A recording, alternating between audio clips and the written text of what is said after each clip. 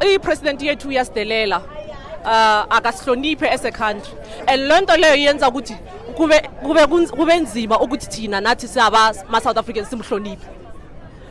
Into ayenzayo akanandaba, angeke sithi sikutshela uyibonela nawe ukuthi abantwana bayashona.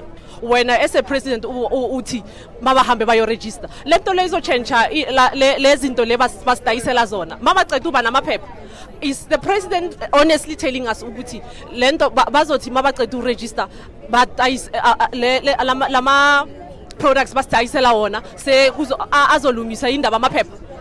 Yena uyicabanga ngisisile kahle lento leyo mabazo akayikhuluma. I-advisor yakhe yena as a state president ithini? Why bam-advisor into enjalo? Yena as a parent, not only as a president, before you become a president you are a parent, you are also a patriot. Yena uthini? Ayimfikele lento leyo ukuthi ithing protect abantwana bami. So inkinga lesinayo, sinenkinga enkulu with the governing party in this country, sinenkinga enkulu no president.